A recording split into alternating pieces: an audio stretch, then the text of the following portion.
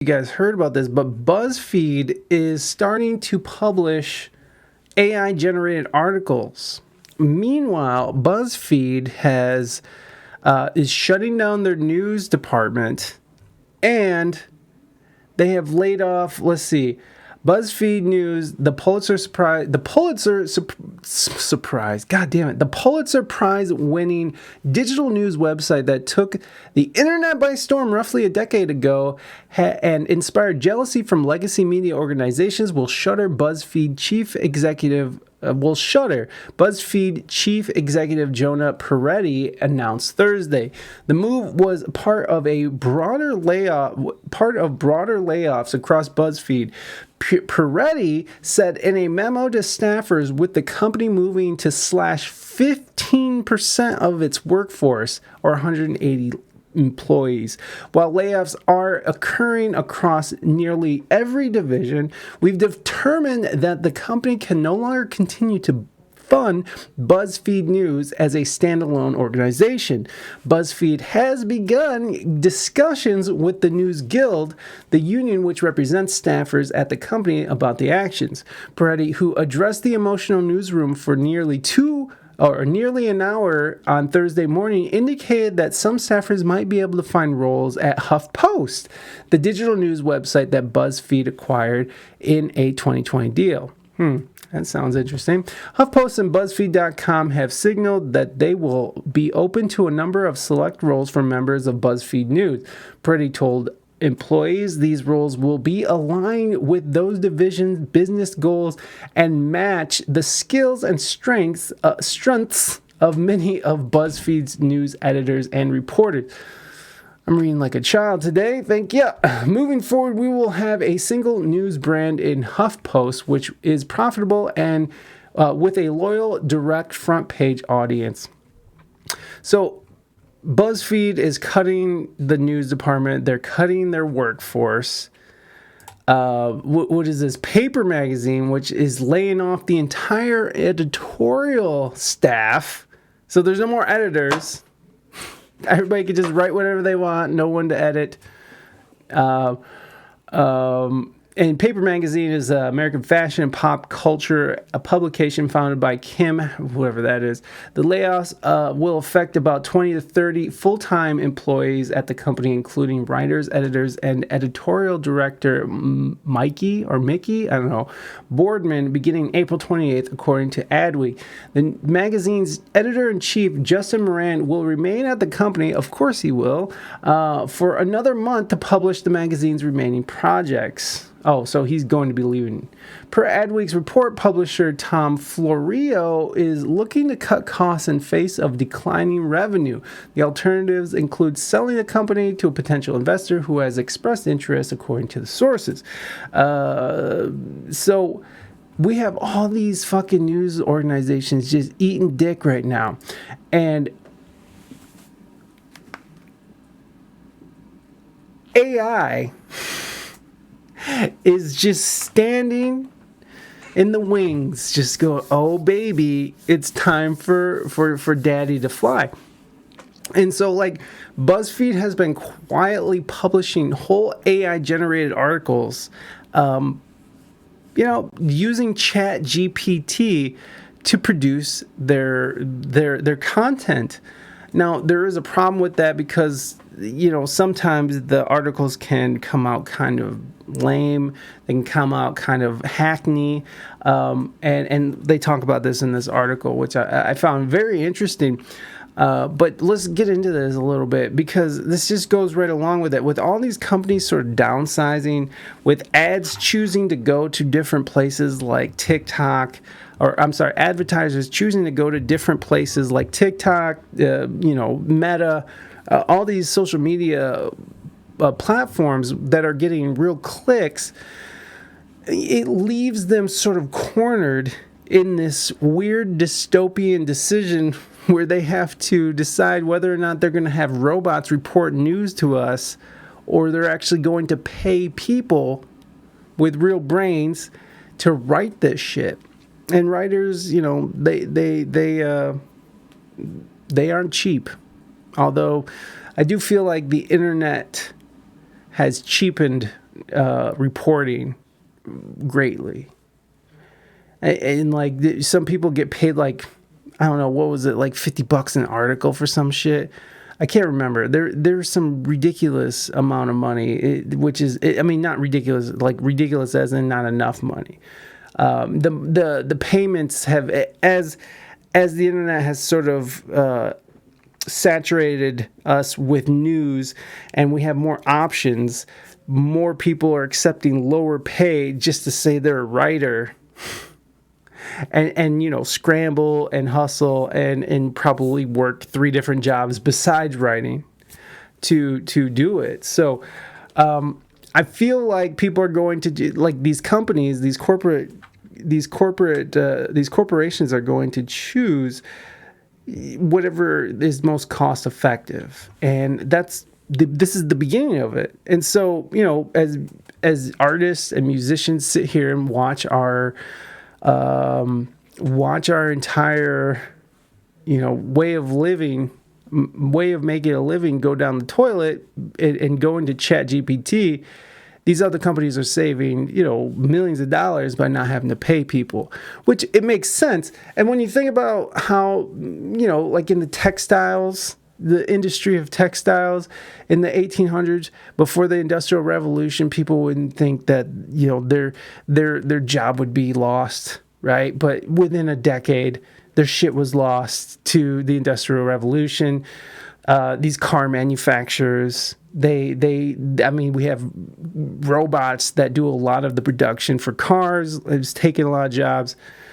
That, and, you know, them taking their business to other countries where they can pay the people slave wages to produce and to make, you know, a little bit more money on each car sold.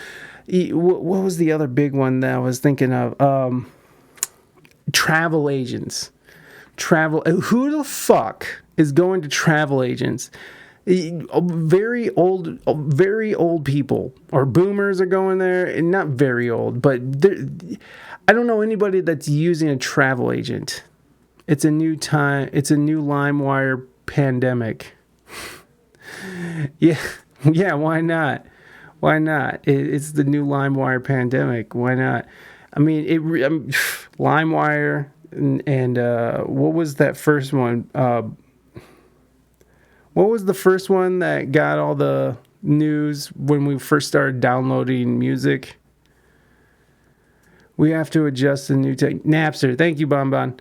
Yeah, Napster came through, and that diminished the music business greatly. It was a huge hit, a huge blow, and it was fuck, dude, my brain is not functioning today. It was that guy who, one of the founders of Apple, who died. What was his name? Motherfuck.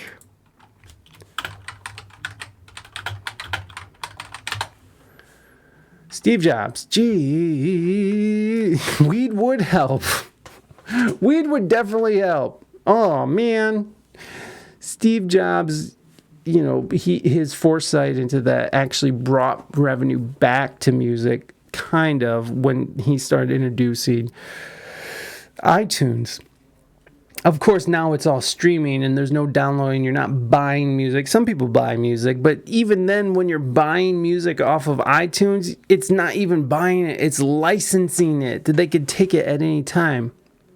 Where your head at? I don't know. I'm out of tune. I'm out of touch right now. So, anyways, let's turn our attentions back to here. So, there's a lot sort of going on in this crazy future we're sort of running at full speed into. I mean, this shit's happening so quickly, and now we have AI generated articles, which that was my idea the other day. I was like, you know, I should just AI generate articles and just put them up as blog posts on my website. And just because that sounds fun, I mean, it also sounds like more work, but it is also kind of fun to sit there and fuck with the AI. It's like, make me a 1,500 word article about Praz's verdict. So I was thinking of that, and I was like, well, that's kind of whack. That's kind of lame. You know, like, that's just like kind of shitty. And then come to find out, BuzzFeed was way ahead of the curve here. So, again, I know this kind of veers from music, but it still has to do with artists, and it kind of goes in line with where AI is sort of taking us, especially for artists, and that's sad. It's a sad thing to think about, and people never want to admit that, right? They want to self-soothe and be like, no, man, fucking art will always have a human touch, man, because, it's a very human thing to express themselves. But we're already having people choose to use AI for album covers, for design, for all this stuff, instead of paying people. Using AI to write articles instead of paying people, like, it makes sense. It's just like, why would you pay people to do what a machine could do at a car factory? Why would you do that? If you're thinking in business terms, I'm not going to pay 4 people to do something one machine can do by itself.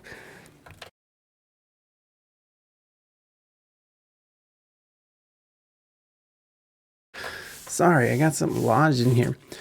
You'll have an AI trial for 14 days. Once more companies do it, AI won't be free. Yeah, that's true. That is why. Because Raina can do it better. Well, and here's the thing, right? Because I think there were some AI companies, I think ChatGPT was in some trouble because of copyright infringement, because they were taking, and some of these I think it was an image AI that was taking images from the internet and just sort of repurposing them, and people were being like, wow, that really looks like Jessica. Turns out it is Jessica. That is why. So let's get into this. Earlier this year, when BuzzFeed announced plans to start publishing AI-assisted content, its owner, Jonah Peretti, promised the tech would be held to a high standard. I think that there are 2 paths for AI in digital media, Peretti told CNN. One path is the obvious path that a lot of people will do, but it's depressing. But it's a depressing path. Using the technology for cost saving and spamming out a bunch of SEO articles that are lowering quality than what a journalist could do, but a 1/10 of the cost. And that's the whole crux of the cracker right there, right? It's like, it's a 1/10 of the cost. Like, what? It just makes sense, but it gets sad and it gets gray. Even if there are a lot of bad actors who try to use AI to make content farms, it won't win in the long run. He added, "I think that content farm model of AI will feel very depressing and dystopian." And I don't know about you guys, but I don't feel great about the future of the country I'm in. I don't know what country you're in, but it feels pretty fucking dystopian to me. The only jobs that are safe from AI are childcare and elder care. For now, until they get a fucking... I mean, robots already are cooking Big Macs, right? That you can have a whole fucking self-sustained... You only need one person to go out and fix it for now. For now, we only need one person to go and maintain the robots. But we're already at that point where we're getting robot. I mean, in New York City, did you guys see that? In New York City, they're releasing robot. I think we talked about it, but they're already releasing robots. Crime-fighting robot dog. First, there is look at this fucking thing sniffing out danger. Then there's the GPS dart tracking cars driven by people up to no good. And you might run into this roundish robot keeping an eye on places like Times Square. We want the public to know that the use of these technologies will be transparent, consistent. How long before some fucking asshole hacker in Malaysia decides to make those fucking robots do like Fortnite dances? Like, how long is it before some fucking Russian hackers having fucking the robo pooch fucking like chewing off people's fucking legs and shit? How long? The only thing AI software can do is calculating the work of pixels. The rest is just collecting stuff from the internet without knowing what is fact or fake news. You know what, Moving Dutchman? You're not going to shit on my dystopian fucking future, all right? Again, a lot of people want to sit there and think that this can't happen to them, right? Like, this can't happen to us. They can't take our jobs. But again, we look at travel agents. We look at fucking a lot of people in the automobile industry. We want to self-soothe and think that we are, you know, we will always be needed. You know, I'm one of those who definitely thinks that AI is probably going to destroy us all if we don't destroy ourselves first, which, by the way, AI was created by us, so we destroyed ourselves. Boom! Let's go!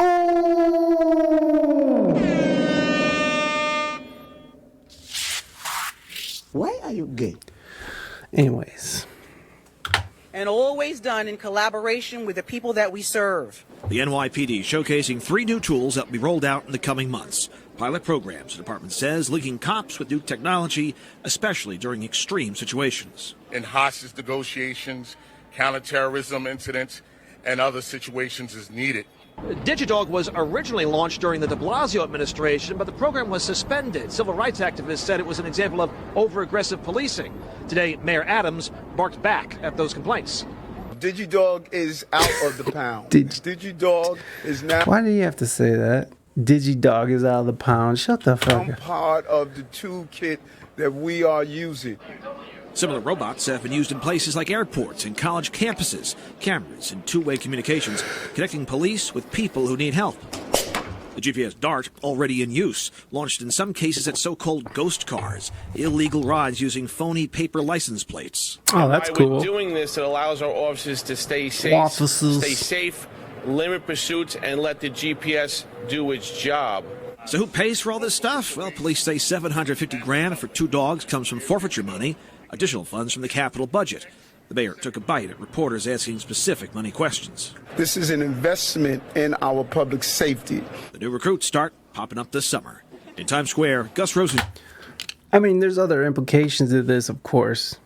I mean, a whole totalitarian state where everybody is monitored. I mean, you look at what's going on in China, where they have the facial recognition. People, their AI can tell who you are by the way you walk, and then they can also make sure if you're jaywalking, they can take it right out of your digital currency, that's issued and connected to your WeChat account. And if you do something bad, or if you say something bad on WeChat, or if you jaywalk, you get penalized. Or if you go beyond your carbon footprint allowance every month, you can't take the bullet train. You got to take the slow bus into Wuhan. You know, so it's a very this is just the beginning. This is just the beginning. If I was a bad guy, I would just take a hammer to it, and that would be that. I wonder if a hammer would work. It looks pretty hefty. I mean, it looks pretty durable. I mean, you couldn't just kick the fucking thing, but maybe a hammer could fuck it up. I just see the fucking the Black Mirror episode where the stupid little spiders are murdering people. It's crazy. It's crazy, man. Is it bulletproof? I don't know. Is DigiDog bulletproof?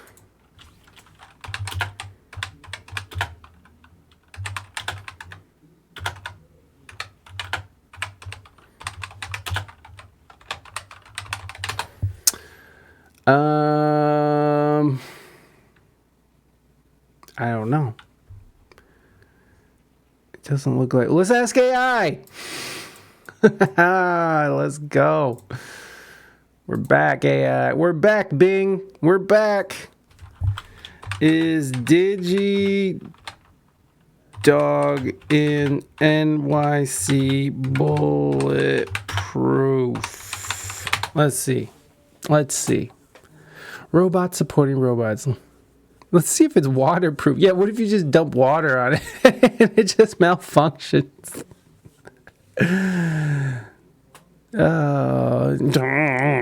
Can't compute. They're all colluding together. DigiDog is a robotic dog in New York. Blah, blah, blah, blah. Various purposes such as researching for suspects, investigating bomb threats, and assisting in building collapses. It is made by okay. According to NYPD, DigiDog is not bulletproof, but is bullet resistant. What does bullet resistant mean? Bulletproof, but it's not bulletproof, but bullet resistant. Just say yes or no, AI. Yes, thank you. So I guess not or yes it is. I don't know. The NYPD has said that DigiDog is only used for life-threatening situations and not for routine patrol. But for how long? How long? How many DigiDogs does the NYPD have? At least you don't have to clean up its shit. Let's just be honest here. At least you don't have to clean up that shit. You don't have to walk around and with your fucking little hand in a stupid little plastic bag picking up a warm piece of turd. A good old-fashioned Molotov cocktail would take care of that. Yeah, I think bullet resistant means, yeah, you can shoot the fuck out of them. I think you could just blow those little bitches up. Not trying to say anybody go out and do that. Don't do that, friends. We know we're not blowing up robots here, but it is a weird situation, and does feel kind of dystopian and fucked up. And hey, here we are doing it huge.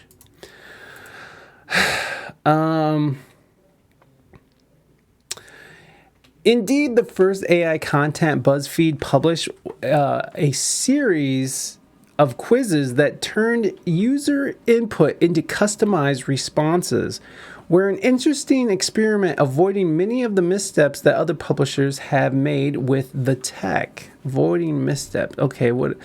It doesn't seem to like that commitment to quality has held up, though. This month, we noticed that with none of the fanfare of Peretti's multiple interviews about the quizzes, BuzzFeed quietly started publishing fully AI-generated articles that are produced by a non-editorial staff, and they sound a lot like the content mill model that Peretti had promised to avoid.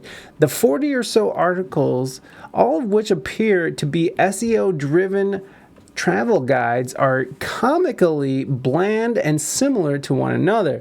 Check out these almost copied lines. Now I know what you're thinking, Cape May? What is that? Some kind of mayonnaise brand? Now I know what you're thinking, but the Caribbean destinations are all just crowded resorts, right? Now I know what you're thinking, Puerto Rico. Oh, isn't that where all the cruise ships go? Now I know what you're thinking, bigger isn't always better. Now I know what you're okay, so obviously we get the gist. Peace and love and all that crap. Yes, peace and love and all that crap, of course. That's not the bot's only lazy trope. On review, almost everything the bot has published contains at least one line about a hidden gem. And so they're they are quietly releasing these articles that are like travel guides and stuff. Amelia Island, Florida is a hidden gem of beaches. Carmel by the Sea, California is a hidden gem of the California coast. Let me just tell you something. Carmel by the Sea is not a hidden gem. It's crowded. There's assholes everywhere there. West Virginia is a hidden gem of the state. Saugerties? I don't know how to say that. Anyways, you guys see what it's saying. Hidden gem. So they're using all these stupid SEO-driven keywords that are just stupid. If that incredibly hackneyed writing doesn't sound quite up to the standard of BuzzFeed's award-winning staff, there might be a reason for that. And by the way, I'm not the biggest fan of BuzzFeed. They're just... Back when he was announcing the use of AI at BuzzFeed, Peretti told CNN it would be more personalized, more creative, more dynamic, where really talented people who work at our company are able to use AI together and entertain and personalize more than you could ever do without AI. Put more simply, the interview read, Peretti said he envisions an artificial intelligence being used to enhance the work of his employees, not replace them. Why would he replace them? Why would he do that? Why would he even do that? When they're missing, when they're about to lay off about 15% of their staff, and they're losing advertisers by the mouthful. Why would they do that? Why would they do that? AI is a tool. That is all. Listen, Moving Dutchman, you want to sit there and live in your little fantasy? Go ahead. You go ahead. But this is happening, and we should all be scared as fuck. We should all be up at night. We should all be losing sleep over this. Now, I don't lose sleep over it, but it is weird. It is weird. And once AI gets to that point where it's sentient, what then? What are we doing then? While the AI quizzes each carry 2 bylines, a human journalist, in addition to Buzzy the robot, the travel guides are attributed more strangely. The only byline on them is Buzzy, though a note on the top says they were collaboratively written with a human employee. Are those human employees BuzzFeed journalists? No. Instead, they're non-editorial employees who work in domains like client partnership, account management, and product management. A BuzzFeed spokesperson told us that AI-generated pieces are part of an experiment the company is doing to see how well its AI writing assistant incorporates statements from non-writers. Robots all need to have an on and off switch. If they don't, they're too dangerous. Until they can sort of override those switches, it's like, well, that don't mean anything to me now. But maybe just like an ultimate kill switch, like no matter what, this turns it off. I don't know. And maybe I'm making a big thing about it. Maybe Moving Dutchman is right. Maybe this is all just going to be cool tools. But there's no denying that AI hasn't already started infringing on the way artists make money. You can't deny that. You can't deny that people are choosing to pay to use free applications to make album covers or art, instead of paying an artist on Fiverr or something, right? People are already generating music through these AI. I mean, like, look at that fucking Drake thing, right? That Drake and The Weeknd Heart on My Sleeve song we just covered. That it's already starting to impede on people's lives and ways to make money. So I don't see it slowing down. That's what I'm saying. I don't see it slowing down in any way. It's only going to ramp up. We're not going to be like, okay, AI is good enough where it's at. Let's just GPT-4, we're good. Still a tool. Only data comes close to what you have to be afraid of 600 years away. Maybe it's 600 years. Maybe it's 10 years. Still a tool. Yeah, it's still a tool, but it's still putting people out of work. It's still taking jobs. It's still taking money out of artists' pockets.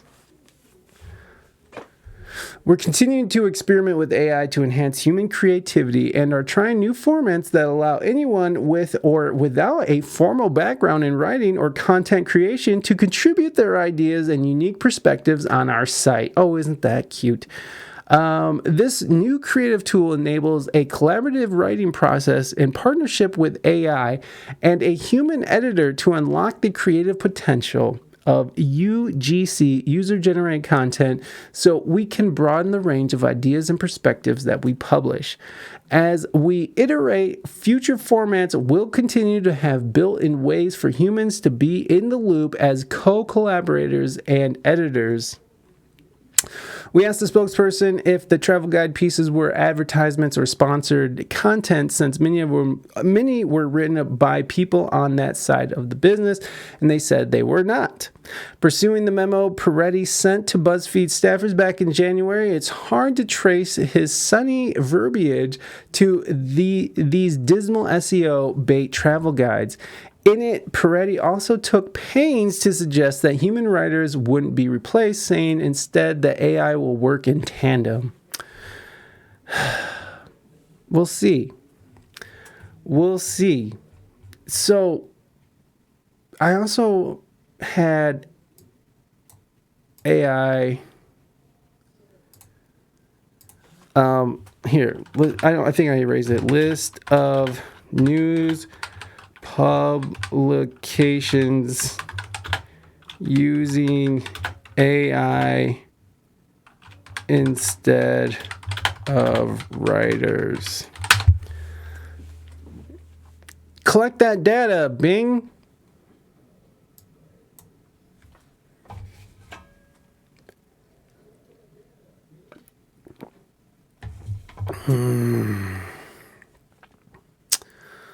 Let's see.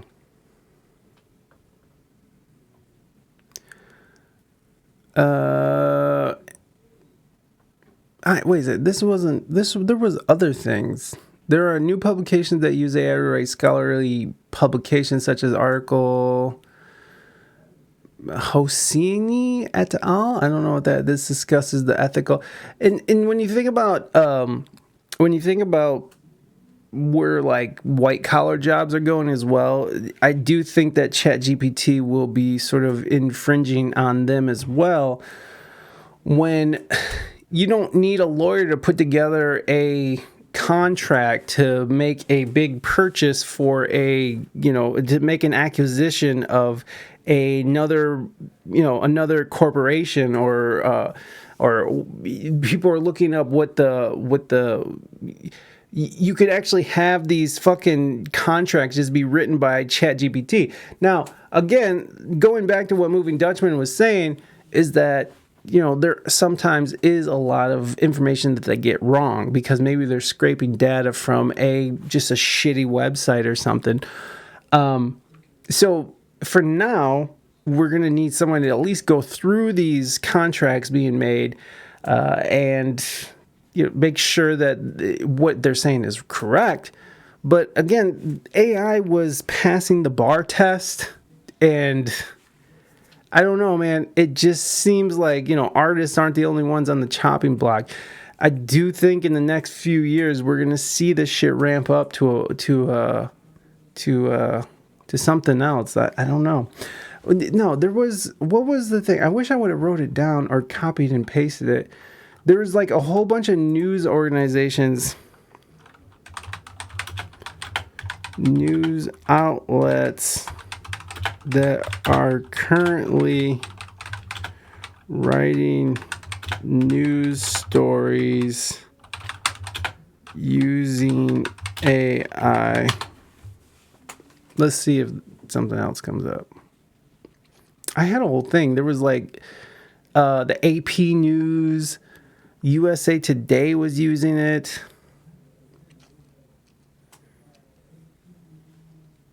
There it is. There it is. Look at this. Here you go. Here you go.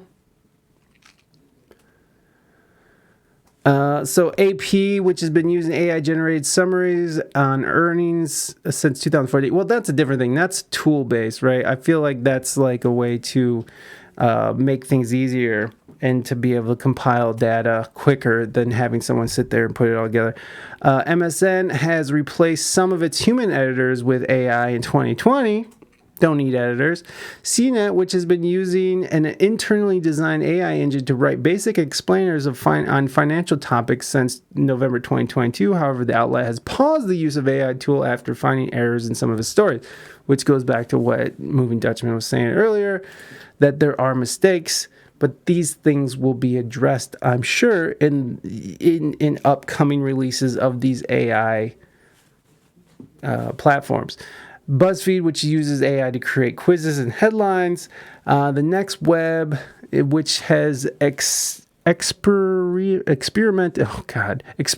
with ChatGPT to write articles on such topics, on various topics. There are also news outlets that use AI for other purposes such as data analysis, content curation, and personalization. So again, this is all sort of coming at us full speed.